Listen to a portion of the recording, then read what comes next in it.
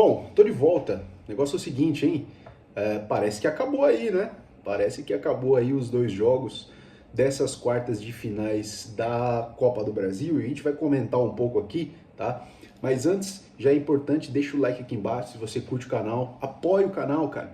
Se inscreve aqui embaixo, comenta, deixa um joinha. É muito importante aqui pra gente vir aqui e como eu falei no comentário que eu fiz até aqui nos membros do canal, ia ser duro assistir esses dois jogos. Então, dá essa moral pra gente aí, ajuda a gente aqui a continuar a produzir conteúdo, né? Já que o Palmeiras está aí numa mini férias para enfrentar justamente esse Atlético Paranaense aí pelo Campeonato Brasileiro, né? A gente vai trazendo conteúdo para vocês aqui que gostam de ouvir falar de futebol, que gostam dessa conversa e essa história toda aqui que a gente vem contar para vocês, tá? Bom, vamos lá, tá? Eu vou começar pelo jogo do Vasco, porque assim, vai muito do que eu achei, cara. Vai muito do que eu achei que ia acontecer, tá? Eu errei, vou confessar que eu errei. Eu achava que o Corinthians poderia ali trazer um pouco mais de dificuldade e eu já vou falar pra vocês por que eu acho que eu errei, cara. E me arrependo e vou falar pra vocês hoje, tá? Mas eu vou começar pelo jogo do Vasco. Bom, futebol brasileiro, hoje, ele tende a ser muito covarde, cara. Principalmente nesses jogos aí, nesses primeiros jogos, assim, de Copas, tende a ser muito covarde, né?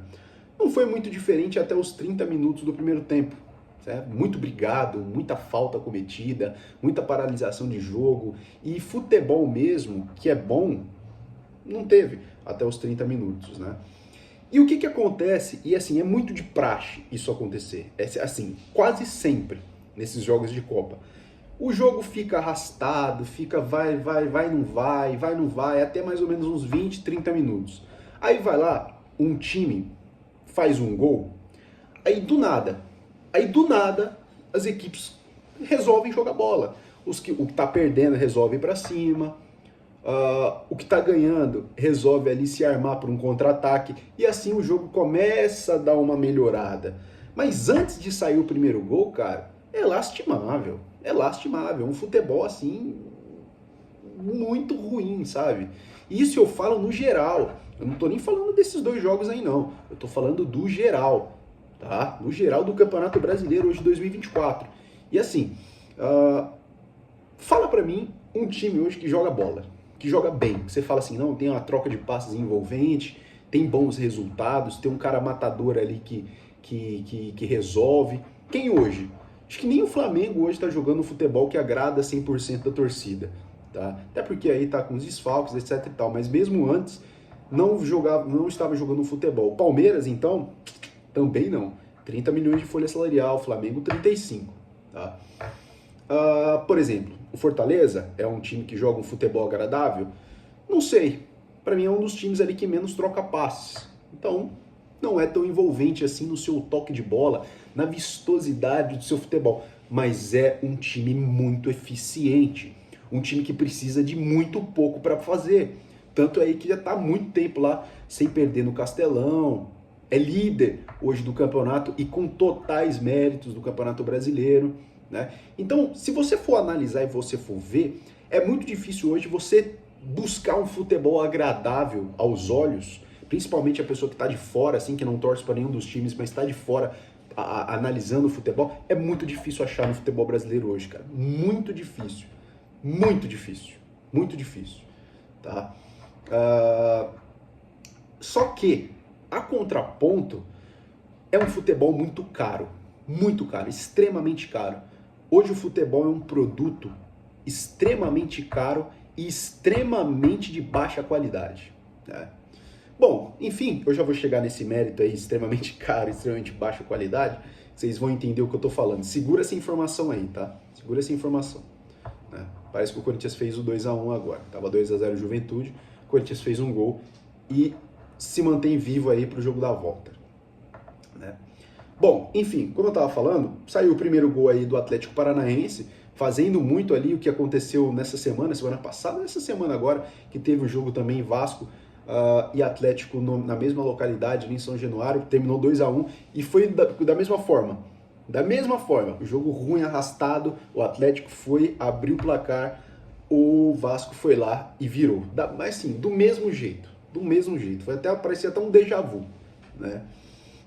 O jogo começou a melhorar depois aí, obviamente depois do gol do Atlético, né? Só que o que acontece, cara?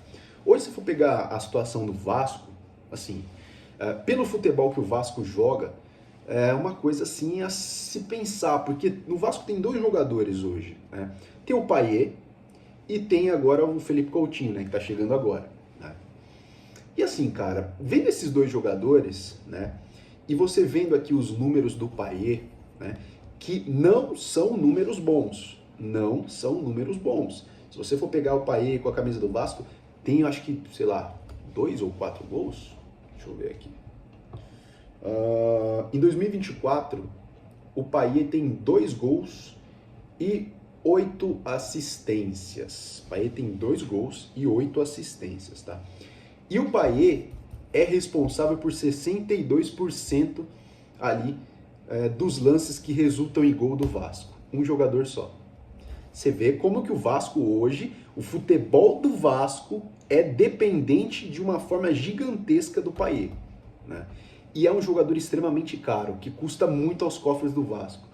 Eu acho que ganha 1 milhão aí por mês, tá? É muita coisa, né? Muita coisa. E você vê que nem esse jogador, que é extremamente caro para os cofres do Vasco, visto em conta que o Vasco tem uma folha salarial de 17 milhões, nem esse jogador e a folha salarial do Vasco de 17 milhões faz com que o time jogue um futebol agradável aos olhos e pior, tem um resultado pelo menos de se entrar na Libertadores da América, de uma forma ali direta, né? Hoje o Vasco, se eu não me engano, é o 8º colocado do Campeonato Brasileiro. Ou seja, se você for pegar o Coutinho, por exemplo, também aqui, que até agora não mostrou que veio, né? Poucos jogos, mas não mostrou que veio. Não chegou já voando como muito torcedor esperava, né?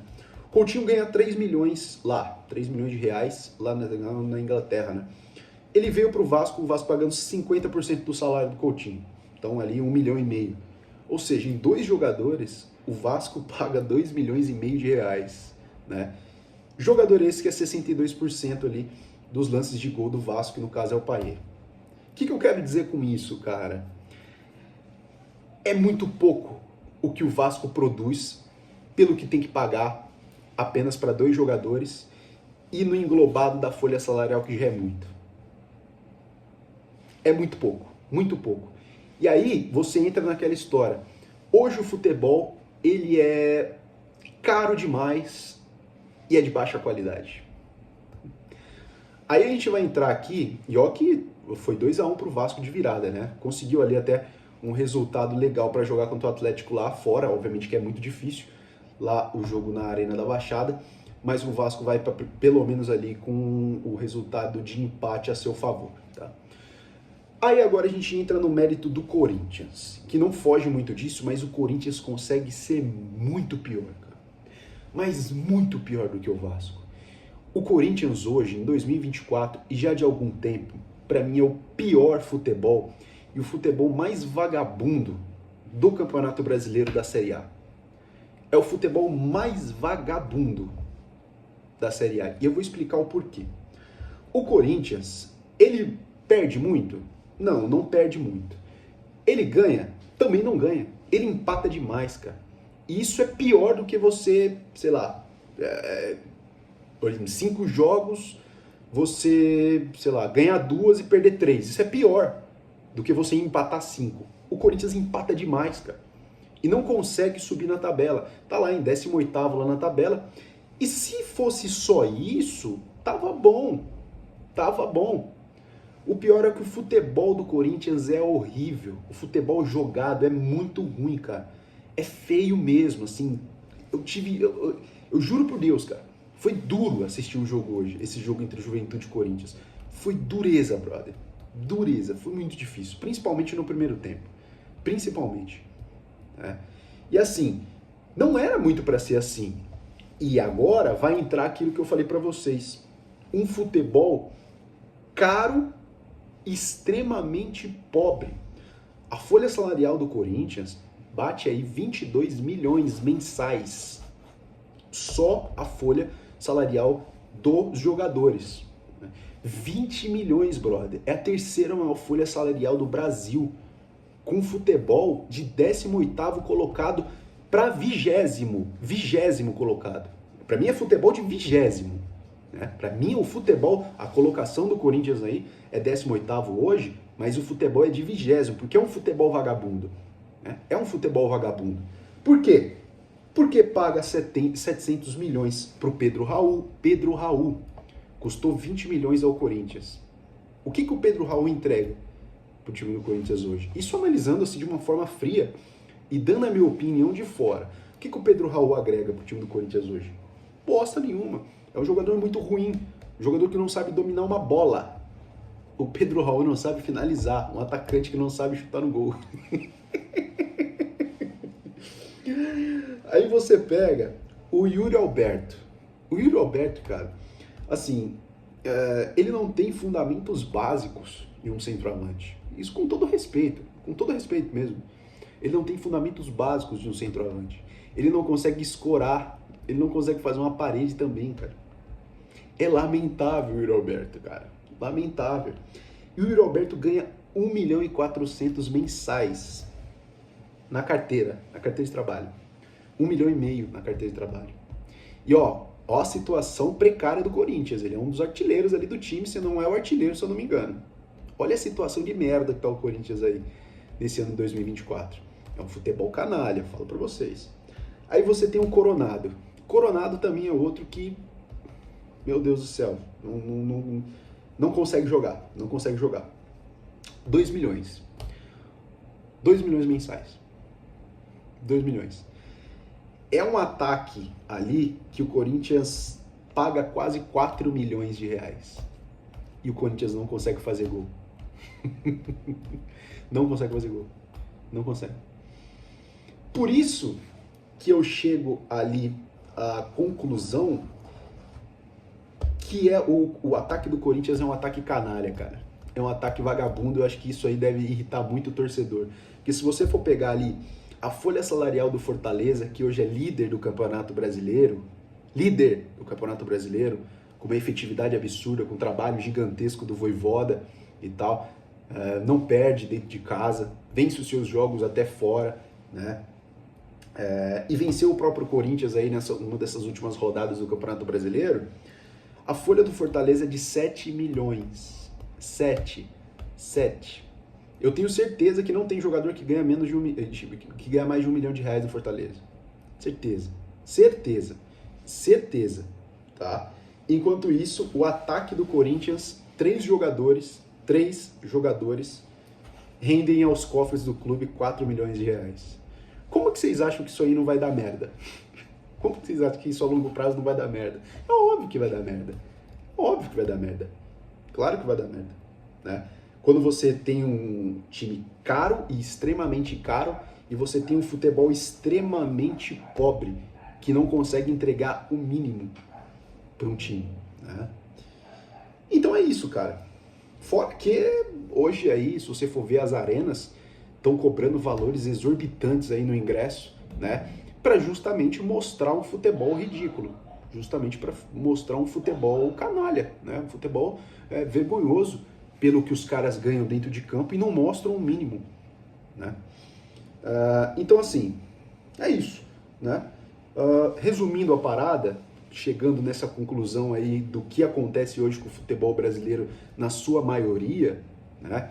Um futebol caro e um futebol vergonhoso de se assistir, sinceramente, tá? Eu pego isso porque eu saí um pouco da minha bolha de falar do Palmeiras e analisar os jogos do Palmeiras e comecei a analisar, não que o Palmeiras esteja bem, tá? Eu acho que o futebol do Palmeiras em 2024 também não existe, tá? E paga muito, 30 milhões de folha salarial, se eu não me engano, tá? Mas eu saí um pouco da bolha do Palmeiras e fui analisar e fui falar e fui ver em relação aos outros times. E eu fui ver que não foge muito disso, cara.